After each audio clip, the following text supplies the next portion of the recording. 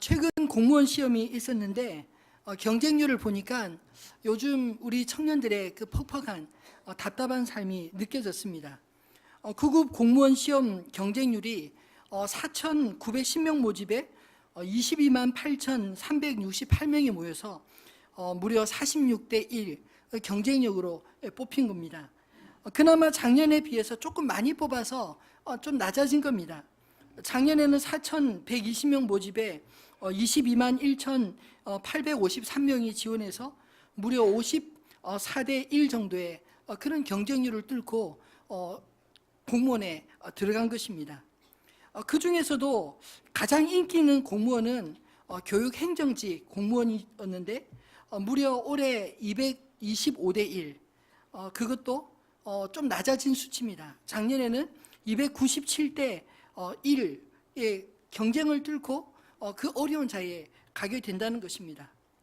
사실 우리나라 청년들이 직장 구하기가 얼마나 힘든지를 반영한 통계이어서 정말 마음 한구석이 씁쓸했습니다. 안타깝게도 우리 청년들의 이 취업난의 현실이 그들에게 우리 조국을 헬조선이라 그렇게 부르게 된 것은 아닐까요? 그런데 구직자들에게는 사실 좋은 직장 구하기가 하늘의 별 따기처럼 느껴질지 모르지만 사람을 구하는 구인자 입장에서도 역시 자기 회사에 필요한 인재, 좋은 사람 구하기 역시 쉽지 않다는 것을 인사 담당자들을 만날 때마다 참 많이 듣곤 합니다. 사람들은 많아도 실제로 쓸만한 사람, 함께 일하고 싶은 사람을 찾기가 그리 쉽지 않다는 것입니다. 왜 그럴까요? 다들 폼나는 곳, 그리고 편한 곳, 내가 하고 싶은 일만 찾아다니기 때문에 정작 힘든 일, 남들이 하기 싫은 그런 일들은 이제 외국인 근로자들이 없으면 공장들이 스톱할 그런 지경에 된 것이 아닐까요? 저는 정말 구직자나 구인자들이나 서로 잘 맞는 곳을 찾아서 이 나라가 좀 더 살기 좋은 그런 나라가 되었으면 좋겠습니다. 오늘 우리가 읽은 이 본문의 말씀은 우리가 지지난 시간 살펴왔던 창세기 37장에 요셉의 형들에 의해 종으로 팔려간 이야기를 이어서 오늘 본문은 그 이후의 이야기를 하고 있습니다. 요셉은 엄청난 신분의 변화를 겪었습니다.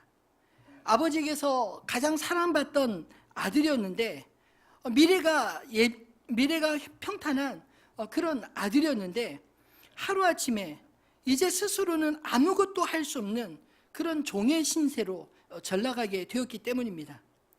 여러분, 종의 삶은 한번 생각해 보십시오.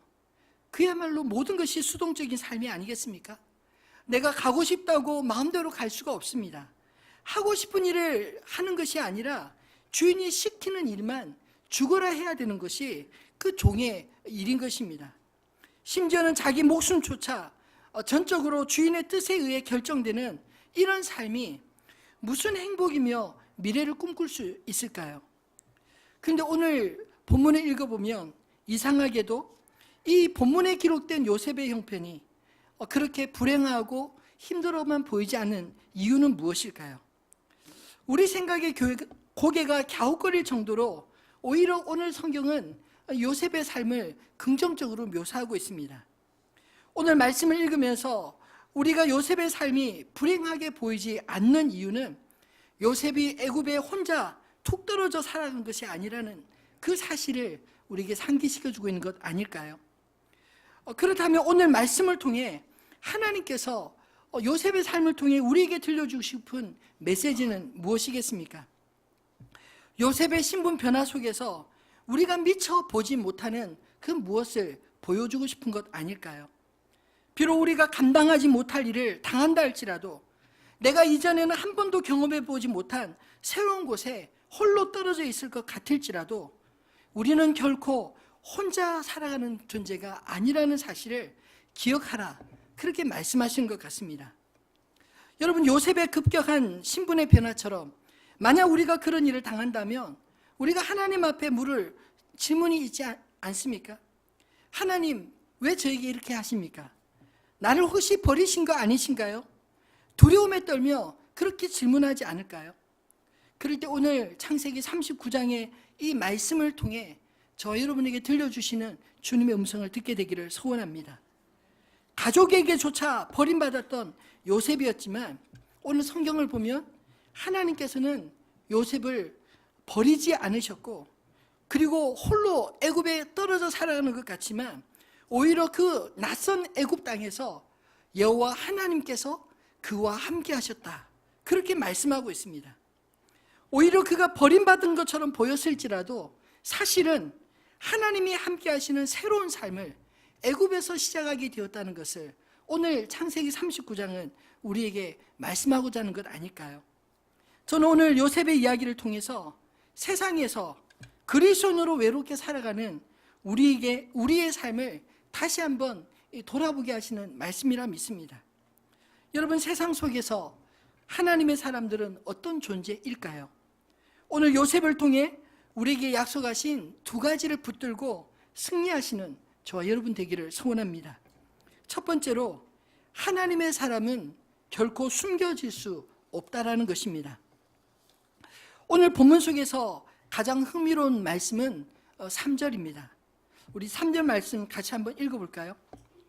그의 주인이 여호와께서 그와 함께 하심을 보며 또 여호와께서 그의 범사에 형통하게 하심을 보았더라.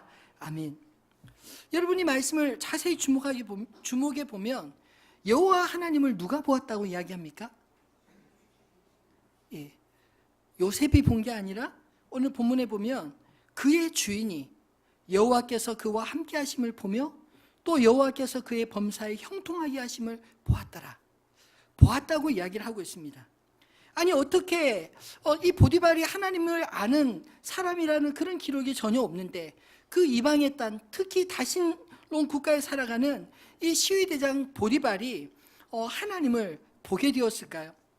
오늘 본문을 자세히 보면 이 여호와께서 요셉과 함께 하심을 보았다고 하지 않습니까?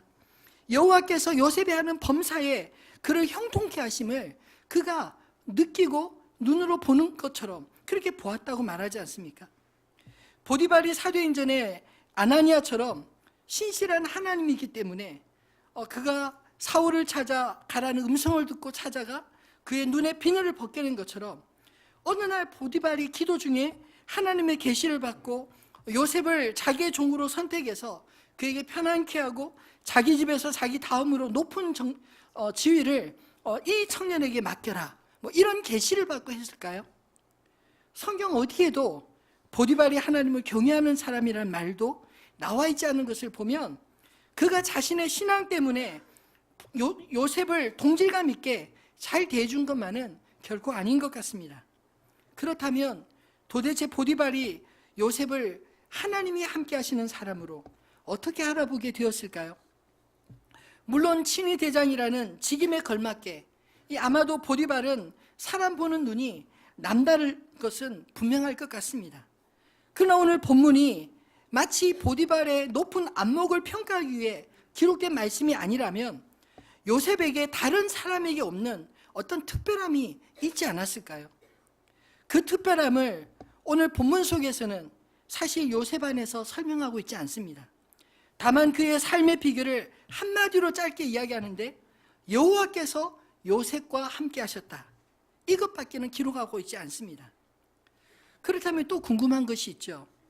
도대체 하나님은 왜 요셉과 함께 하셨을까요? 요셉을 위해 하나님이 친히 나서서 요셉의 일을 도우시는 이유가 무엇이었을까요? 우리가 왜라는 질문을 던질 때 제가 다 찾을 수 있는 답은 그저 딱 한 가지입니다. 그가 하나님의 사람이었기 때문이다.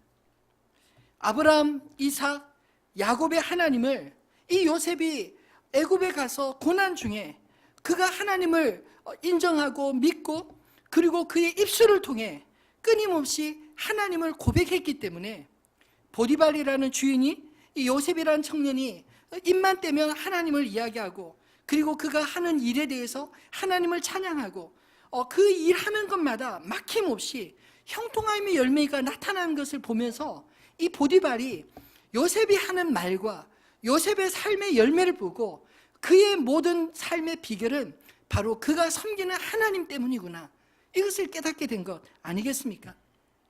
저는 요셉의 삶을 묵상하는 중에 문득 마태복음 5장 13절로 16절 말씀이 떠올랐습니다. 한번 같이 읽어볼까요? 너희는 세상의 소금이니 만일 그 맛을 잃으면 무엇으로 짜게 하리요? 후에는 아무 쓸데없어 다만 밖에 버려져 사람에게 밟힐 뿐이니라. 너희는 세상의 빛이라. 산 위에 있는 동네가 숨겨지지 못할 것이요 사람이 등불을 켜서 말 아래 두지 아니하고 등경 위에 두나니 이러므로 집안 모든 사람에게 비치느니라. 이같이 너희 빛이 사람에게 비치게 하여 그들로 너희 착한 행실을 보고 하늘에 계신 너희 아버지께 영광을 돌리게 하라. 아멘. 여러분, 이 말씀을 요셉의 생애로 대입해서 본다면 요셉은 세상에서 하나님을 보여주는, 이 요셉이라는 사람을 통해 요셉을 아는 사람들이 하나님을 만나게 해주는 소금과 빛과 같은 역할을 한 사람이 아니었을까요? 여러분, 세상 사람들이 보이지 않는 하나님 어떻게 만나며 어떻게 볼 수 있겠습니까?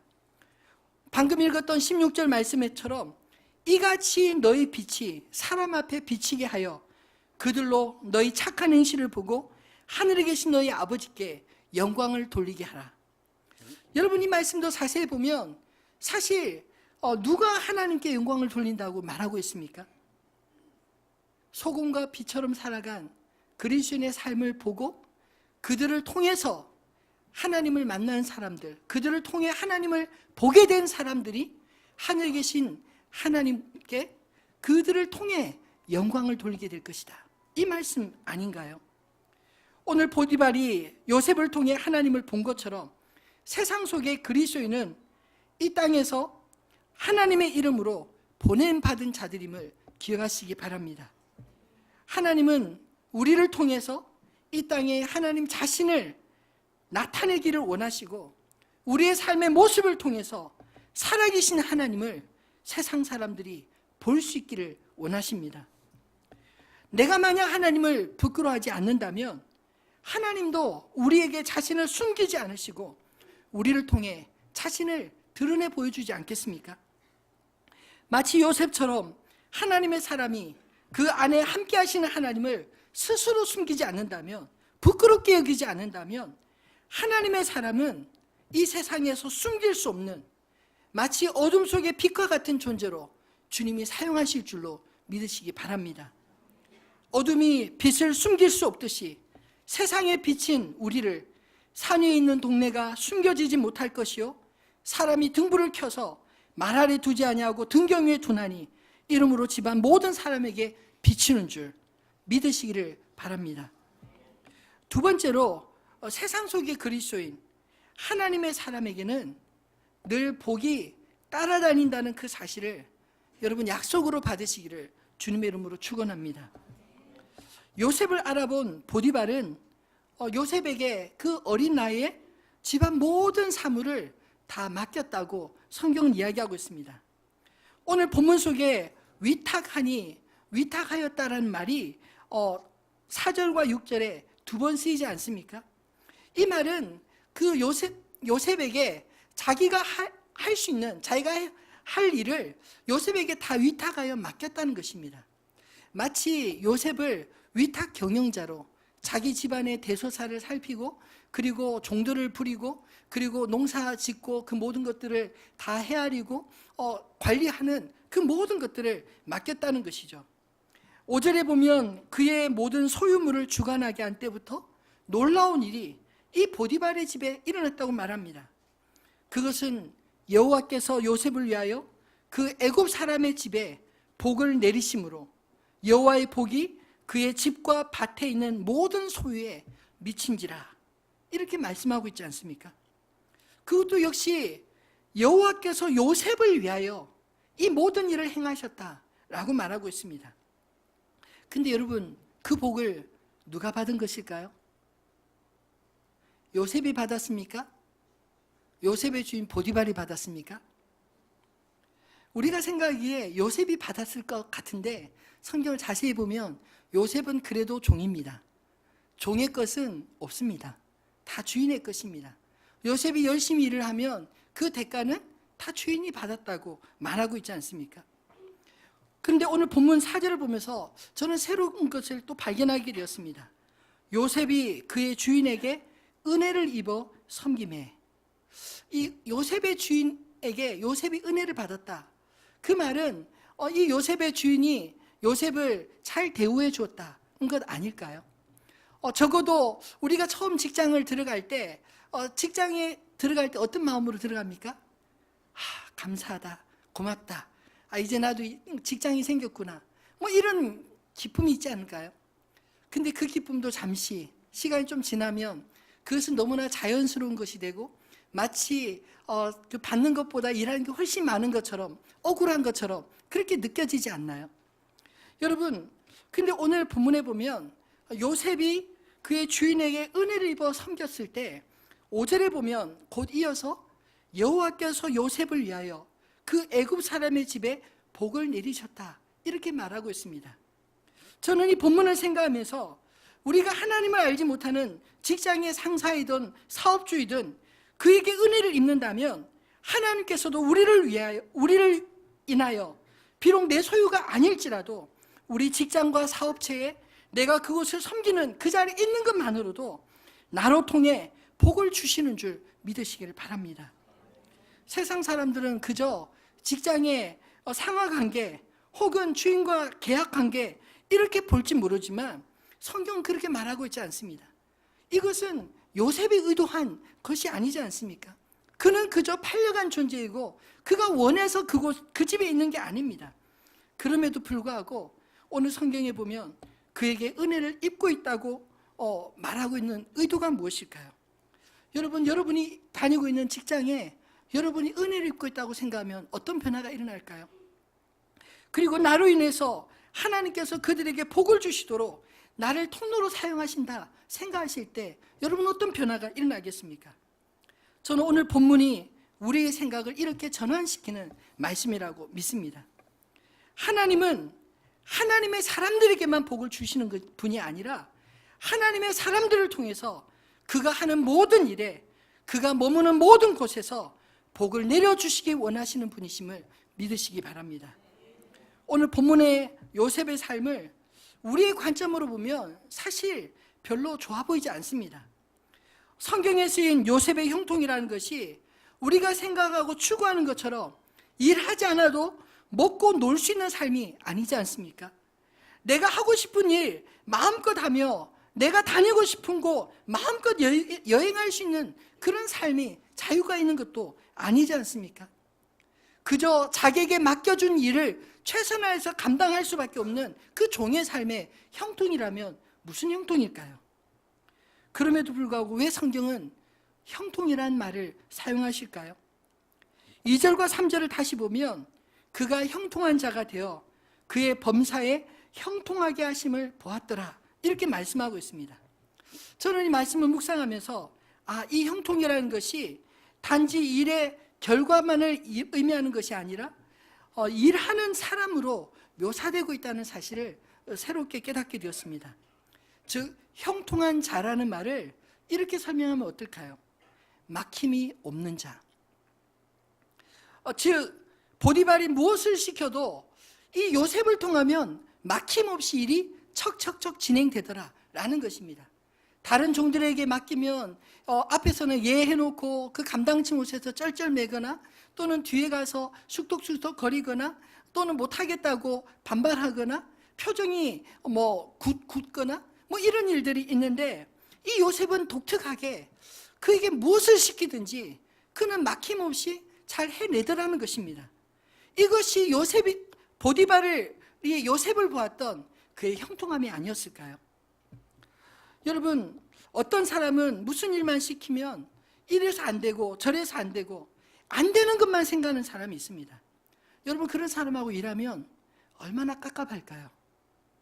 그냥 하지마, 내가 할게, 이런 생각이 들지 않겠습니까? 여러분, 이런 말 하고 싶지 않지만 사실 지난주에 우리 일청년부에서 낙도 선교를 다녀왔습니다. 저도 우리 김우성 목사랑 낙도에 그 목요일 날 하루 만에 당일치기로 아침 일찍 갔다가 이 밤에 돌아왔습니다.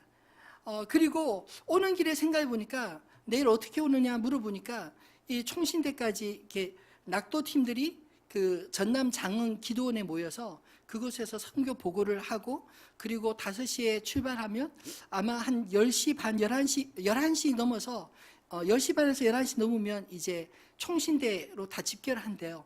그리고 거기서 뭐 특별한 프로그램이 있는 게 아니라 그냥 그 차가 거기 있으면 거기서 다 해산하는 겁니다. 작년에도 저희 아이들이 새벽 1시 넘어 들어왔습니다. 우리 교육자들은 거기서 기다리고 있다가 1시간 넘게 기다리고 아이들 차로 다 나누어서 직접 차가 없으니까 다 데려다 주고 한 새벽 2시 넘어 들어갔습니다. 그래서 제가 곰곰이 생각하니까 장흥에서 그 경부고속도로 타고 지나가지 않습니까? 동탄이 경부고속도로 바로 옆에 있잖아요. 그래서 제가 통화로 우리 전사님께 그 담당자분한테 잘 이야기해서 조금 여기 동탄을 지나가니까 우리 아이들은 올라갔다 다시 내려와야 되는데 스쳐 지나갔다 돌아오는데 한 3시간 걸린 거예요. 2시간 반에서 3시간. 그런데 아침 일찍 그 8시 배를 타고 그리고 제가 계산해 보니까 차 타는 시간이 11시간 이상인 거예요. 그래서 그렇게 쓸데없이 한 3시간 허비하지 말고 좀 동탄에 조금만 들려서 데려주고 가면 어떻겠느냐 좀 잘 이야기해 보라고 그랬더니 그 차에 우리만 타는 게 아니라 다른 교회 식구들도 타서 그 친구들이 만약에 조금이라도 늦으면 그 막차를 놓쳐서 다 힘들다는 거예요. 그래서 우리만 배려할 수 없으니 좀 힘들겠다 그 이야기를 하는 거예요. 처음에는 수용했습니다. 근데 그 다음날 아침에 금요일날 눈을 떴는데 그래도 좀 납득이 안 되는 거예요. 왜냐하면 3시간이라는 시간이 여러분 여기서 차를 타면 그 통영까지 가는 시간이에요. 조금 밟으면 한 3시간 반 걸리는 게 조금 밟으면 통영까지 가는 시간인데 여러분 그 시간을 그 피곤한 5박 6일의 그 지친 일정에 그 시간까지 더한다는 게 좀 너무 심하지 않아요? 제가 다시 한번 그 지도를 보니까 그 동탄 IC에서 우리 교회까지 오면은 신호등 2개가 걸려요. 그래서 여기까지 왔다가 10분 또 10분 내려주고 또 10분 가서 30분 걸리니까 아슬아슬하다.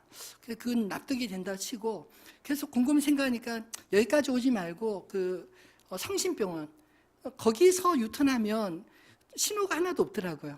제가 딱 찍어보니까 1.7km 나와요. 시간도 얼마 안 걸리고 그냥 딱 가다가 내려주고 돌아가면 좋겠다. 그러니 다시 한번 좀 설득해 보라고. 한 10분 정도밖에 안 되니까.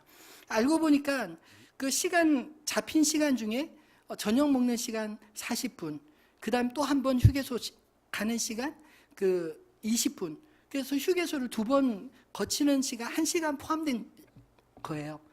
또 우리 아이들이 26명 갔는데 45인승 중에 절반 이상이 우리 아이들이거든요. 그래서 어떻게 해서인지 그 아이들 좀 3시간 고생 안 시켜보려고 전화 얼마나 많이 했는지 몰라요. 근데 결론은 똑같은 이야기가 들어오는 거예요. 똑같은 이야기가. 제가 얼마나 속이 답답한지 내년에도 이러면 작년에도 그랬는데 올해도 이러고 내년에도 이럴 거면 낙도 보낸 거 다시 생각해야겠다. 마음이 다치더라고요. 여러분 사실 한번 생각해 보십시오.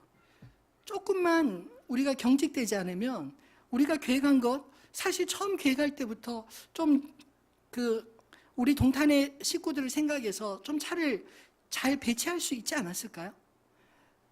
결국 차 한 대로 우리 학생들하고 수원에 사는 3사람하고 만 태우고 어제 라마다에 한 9시, 그제 라마다 그 호텔 앞에 9시 한 50분쯤인가 4, 50분쯤에 도착했어요. 결국 그러니까 제가 계속 어필을 하니까 아마 거기서 이제 좀 알아보고 계속 조절을 해준 것 같은데 결론은 이쪽 차에 원래 탔던 사람도 서울에 미리 간 사람도 있어서 좀 빠지고 이쪽 차에 탄 사람도 이리저리 빠지고 해서 양쪽에 그 수원 쪽에 갈 사람 모으고 이제 서울 쪽으로 갈 사람 모으니까 우리 차에 탈 사람은 실제로 30명이 안 됐던 거예요. 28명 정도밖에 되지 않아서 결국은 그 3시간 안 버리고 오게 된 겁니다. 근데 여러분, 그 과정에서 제가 마음이 얼마나 답답하고 힘들었는지, 여러분, 그쪽의 간사님이 아마 좀 원칙주의자인 것 같아요. 한번 정했으면 무조건 따라가야 된다, 뭐 이런 생각을 가지신 것 같은데, 만약에 요셉 같으면 이런 일이 딱 터진다면 어떤 생각을 했을까요?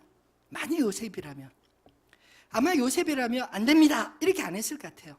이런저런 해서 결국 계속 하는 말이, 당신 교회 때문에 다른 사람들이 피해보면 당신 책임질 수 있습니까? 그 말이잖아요. 계속해서 설득이 안 되니까 그런 답답함이 있는데, 요셉 같으면, 제가 묵상해 보면서 요셉 같으면 절대로 안 그럴 것 같아. 요셉 같으면 이렇게 생각해보고 저렇게 생각해보고, 그래서 최선의 방법이 어떤 건지, 차라리 아니 뭐 장흥에서까지 오는데 휴게소를 2번 들릴 필요가 뭐가 있어요? 한 번만 들려도 되지 않아요? 한 번 들릴 시간이면 충분히 왔다 갈 수도 있는데 왜 굳이 2번 들려야 됩니까? 이런 그 융통성이 없이 할 건 다 하고 늦게 보내고, 그리고 막차 타야 되니까 시간 안 됩니다 이렇게 말하는 건, 그는 굉장히 닫혀진 사고이거든요. 여러분, 제가 믿기로 요셉은 이런 사람 아닌 것 같아요. 무슨 수를 써도 방법을 찾아내서 이 보디발의 마음을 시원케 하지 않겠습니까? 그런 일들이 계속 반복되니까 보디발이 요셉을 인정하고, 얘한테 맡기면 무슨 일이든지 프리패스 통과하겠구나, 막힘이 없구나, 그래서 맡기는 것 아닐까요? 여러분, 제가 지난 시간 뭐 그런 이야기를 했지만, 우리 직장에서 여러분은 어떻게 사시나요? 조금만 생각 많이 하고 조금만 좀 폭넓게 생각해 보면 좀 그 진리가 아닙니다. 그렇잖아요. 진리를 이야기하는 게 아니라 좀 그 다른 사람들 불편하지 않도록 하기 위해서 어떻게 하면 좋을까 고민하고 생각하면 방법을 분명히 찾을 수 있지 않을까요? 근데 내가 생각하기 싫으니까, 내가 계획 짠 거 바꾸고 싶지 않으니까, 내가 한 말을 또 바꾸고 싶지 않으니까 그렇게 옹졸하게 고집을 피우는 것은 오히려 우리로 하여금 굉장히 닫혀진 삶을 살게 만드는 것 아닐까요? 여러분, 오늘 본문 속에 요셉은 그가 하는 일뿐만 아니라, 저는 그 사람 자체가 형통한 자, 즉 막힘이 없는 사람이었기 때문에 그가 하는 모든 일들이 막힘없이 술술 풀리지 않았나, 그런 생각이 듭니다. 그 비밀을 성경은 여호와께서 요셉과 함께 하심으로, 여호와께서 요셉을 위하여, 이렇게 분명히 표현하고 있는 것 아닐까요? 사실 일하다 보면 어떻게 막힘없이 모든 걸 할 수 있겠습니까? 분명히 답답하고 분명히 아무리 생각해도 답이 오지 않을 것 같은 그런 일들이 반드시 있습니다. 그러면 요셉은 어떻게 했을까요? 제가 보기에 기도했을 것 같아요. 하나님, 이거 어떻게 하면 좋습니까? 하나님, 이 일을 위임을 받았는데 이것을 해내기에는 내가 지혜가 부족합니다. 이것을 해내기에는 내 주변에 사람이 없습니다. 하나님, 지혜를 주시든지 사람을 보내주시든지 하나님, 이 문제를 해결해 주십시오. 이런 기도들이 적어도 있지 않았을까요? 그리고 그런 기도들이 그의 삶 가운데 형통함 열매를 끊임없이 맺어가기 때문에, 이 보디발이 생각할 때 이 요셉은 무슨 일든 맡겨도 내가 안심이 되겠다, 아무리 어려운 일도 능히 극복할 수 있는 사람이다. 그래서 어린 나이에 자기 집의 모든 것들을 다 위임하고 맡길 수 있는 그런 사람으로 세우지 않았겠습니까? 여러분, 복은 하나님께서 하나님의 사람들을 통해 그가 하는 일, 그가 머무는 곳에 임하는 줄 믿으시기를 바랍니다. 왜냐하면 하나님 자신이 복의 근원이시기 때문입니다. 시편 1편 1절로 3절은 복 있는 자를 이렇게 노래하고 있습니다. 한번 같이 읽어볼까요? 복 있는 사람은 악인의 꾀를 따르지 아니하며 죄인들의 길에 서지 아니하며 오만한 자들의 자리에 앉지 아니하고 오직 여호와 율법을 즐거워하여 그의 율법을 주야로 묵상하는도다. 그는 시냇가에 심은 나무가 철을 따라 열매를 맺으며 그 잎사귀가 마르지 아니함 같으니 그가 하는 모든 일이 다 형통하리로다. 아멘. 여러분, 성경은 분명하게 선언하고 있습니다. 복을 받기 위해 이러이러한 행동을 해야 한다가 아니라 우리는 이미 복이 있는 자입니다. 복이 무엇입니까? 하나님 자신입니다. 하나님의 사람들은 복을 쫓아다니는 사람들이 아니라 복의 근원이신 하나님이 나와 함께 하시니 오히려 내가 가는 곳, 내가 하는 일마다 나를 삶을 통하여 그 복이 따라다니는 삶을 살게 될 줄 믿으시기를 바랍니다. 이 복이 막히지 않으려면 1절 말씀처럼 우리가 조심해야 될 것이 있습니다. 복 있는 사람은 악인들의 꾀를 따르지 아니하며 죄인들의 길에 서지 아니하며 오만한 자들의 자리에 앉지 아니해야 한다. 피할 것이 있다고 분명히 말씀하셨습니다. 그리고 복이 나를 통하여 잘 통하게 하려면 2절 말씀과 같이 먼저 하나님과 말씀 안에서 소통이 이루어져야 한다. 이것을 말씀하고 있지 않습니까? 여러분, 저와 여러분이 복이 우리의 삶을 통하여 막히지 않고 우리의 삶을 통하여 우리 직장에, 우리 가정에, 내가 섬기는 모든 공동체에 이 복이 흘러갈 수 있는 통로로 되시기를 주님의 이름으로 축원합니다. 말씀을 맺겠습니다. 여러분, 우리는 이 땅에 하나님을 보여줄, 하나님이 보내신 하나님의 사람들임을 기억하시기 바랍니다. 내가 하나님의 사람이라는 사실을 깨닫는 것, 인지하는 게 얼마나 중요할까요? 만약 요셉에게 내가 하나님의 사람이다, 여호와 하나님만이 나의 주시다, 이런 의식이 없었다면 여러분, 어떻게 보디발이 이 요셉을 여호와께서 함께 하시며 여호와께서 그의 범사에 형통하게 하시는 자인가, 이렇게 알아볼 수 있겠습니까? 보디발이 신통력이 있어서 그렇게 영안에 띄어서 알아봤을까요? 저는 결코 그렇게 생각하지 않습니다. 요셉의 입술의 고백, 요셉의 삶의 태도들이 여호와를 경외하는 자의 삶의 모습이 있었기 때문입니다. 우리 다음 주에 살펴볼 이야기지만 보디발의 아내가 요셉을 유혹할 때 요셉이 뭐라고 뿌리칩니까? 주인도 언급하지만 살아계신 하나님 앞에 내가 어찌 이 큰 악을 행할 수 있겠습니까? 이렇게 말합니다. 아무도 보는 사람이 없는데, 단 2사람뿐인데도 하나님 안에서 내가 하나님이 보고 계신다, 이 믿음이 있었기 때문에 오늘 그 믿음의 고백으로 나는 하나님의 사람이다, 이 고백을 들었던 보디발이 요셉이 과연 그러하다 인정해 줄 수 있었던 건 아닐까요? 요셉의 말과 그의 삶의 열매를 보고 보디발이 요셉을 하나님의 사람으로 여긴 것입니다. 그것을 역으로 표현한다면 오늘 본문에 요셉의 삶을 자세히 언급하고 있지는 않지만 낯설고 두려운 상황 가운데서도 요셉이 자신을 하나님의 사람으로 인 것을 숨기지 않았고 그 안에서 막힘없이 답답하게 생각하며 살지 아니하고 적극적으로, 비록 자기가 하는 일이 주인 좋으라고 하는 일이고 비록 자기가 하고 싶은 일도 아니고 자기가 머무는 것도 원하는 곳이 아니었음에도 불구하고 자신에게 주어진 상황에 하나님께 맡기며 풀어가는 믿음의 사람이었기에 오늘 성경은 그 요셉의 애굽 생활을 부정적으로 묘사하지 않는 것 아닐까요? 저는 요셉을 통해 우리는 이 땅에 하나님 백성들의 모델, 교회 모델을 보게 될 수 있다고 믿습니다. 비록 내가 하고 싶은 일이 아니고 내가 있고 싶은 일이 아니라 할지라도 여러분이 하나님의 사람이라는 그 사실만큼은 그곳에서 그 일 가운데 잊지 마시기를 주님의 이름으로 축원합니다.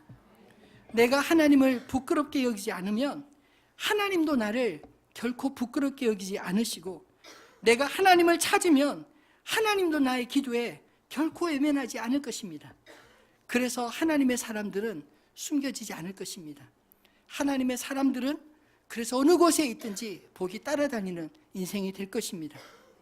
가장 낮은 곳에서 전혀 낯선 일들을, 그것도 종이라는 신분 때문에 억압적인 분위기에 일을 했던 요셉이었지만 그렇게 하찮은 일부터 막힘없이 풀어냈던 요셉을 하나님께서 결국 애굽의 구원자요 이스라엘의 구원자로 준비시킨 것 아닐까요? 오늘 이 말씀을 기억하면서 마지막으로 디모데전서 6장 9절로 16절 말씀을 함께 읽고 마치려 합니다. 디모데전서 6장 9절로 16절 같이 한번 읽어보겠습니다. 부하려 하는 자는 시험과 올무와 여러 가지 어리석고 해로운 욕심에 떨어지나니 곧 사람으로 파멸과 멸망에 빠지게 하는 것이라. 돈을 사랑함이 일만하게 뿌리가 되나니 이것을 탐내는 자들은 미혹을 받아 믿음에서 떠나 많은 근심으로써 자기를 찔렀도다. 오직 너 하나님의 사람아, 이것들을 피하고 의와 경건과 믿음과 사랑과 인내와 온유를 따르며 믿음의 선한 싸움을 싸우라. 영생을 취하라. 이를 위하여 내가 부르심을 받았고 많은 증인 앞에서 선한 증언을 하였도다. 만물을 살게 하신 하나님 앞과 본디오 빌라도를 향하여 선한 증언을 하신 그리스도 예수 앞에서 내가 너를 명하노니 우리 주 예수 그리스도께서 나타나실 때까지 흠도 없고 책망받을 것도 없이 이 명령을 지키라. 기약이 이르면 하나님이 그의 나타나심을 보이시리니 하나님은 복되시고 유일하신 주권자이시며 만왕의 왕이시며 만주의 주시요 오직 그에게만 죽지 아니함이 있고 가까이 가지 못할 빛에 거하시고 어떤 사람도 보지 못하였고 또 볼 수 없는 이시니 그에게 존귀와 영원한 권능을 돌릴지어다. 아멘. 아멘. 오늘 본문의 내용을 바울식으로 표현한 말씀이 방금 읽은 본문이라 믿습니다. 여러분, 우리가 추구해야 될 복은 물질의 부여함에 있지 않습니다. 하나님의 사람들은 이 땅에서 나만의 복을 강구하는 자들이 아닙니다. 왜냐하면 하나님 자신이 복이시기에 내가 주님을 섬기는 자체가 이미 복을 누리고 있음을 깨닫게 되기를 소원합니다. 이미 그 자체가 복 있는 자의 삶을 사는 것입니다. 사도 바울이 오직 너 하나님의 사람아, 이것들을 피하고 의와 경건과 믿음과 사랑과 인내와 온유를 따르며 믿음의 선한 싸움을 싸우라. 영생을 취하라. 우리에게 권면하는 이 말씀이 마음에 새겨지게 되기를 바랍니다. 내가 돈을 사랑하지 않고 부하려는 마음 조금만 내려놓으면 하나님은 우리를 통해 세상이 하나님을 보게 될 것이요 세상이 하나님께 우리를 통해 영광을 돌리게 되는 그날이 올 줄로 믿습니다. 하나님의 축복의 통로로 그렇게 쓰임받기를 기도하며 아무도 예배하지 않는 그곳에서 주께 예배하는 예배자 되기를 갈망하며 함께 찬양하기를 원합니다.